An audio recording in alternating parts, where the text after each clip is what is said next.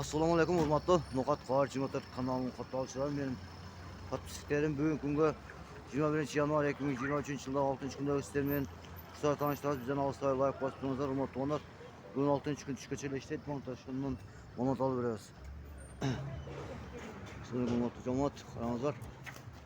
Bu bir arzon ketdi. Dollar 86 so'm, 15 tin, euro 93 so'm. 40 tin rubil olsa karanlar ona götür. Bir de 23 yarım iken. 6. gün sonunda yola turmatlı onlar. Kapı etmeyizler. Turmatlı ona biz az bakay banka gelip bakay bankta dile sondayken karanlar.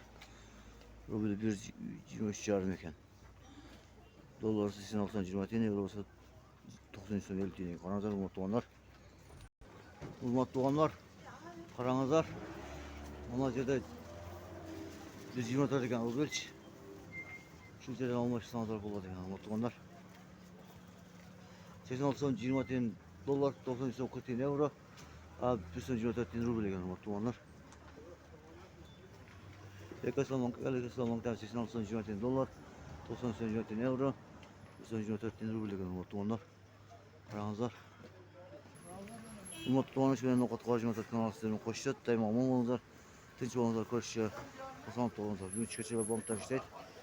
Biz yerde 23 yarım qanchalar 24 degan bor banklar ko'rdik. No'xat Qarjimotor kanalidan sizlarga xizmat qilamiz. Assalomu alaykum va rahmatullohi va barakatuh. Omon bo'linglar, tinch bo'linglar.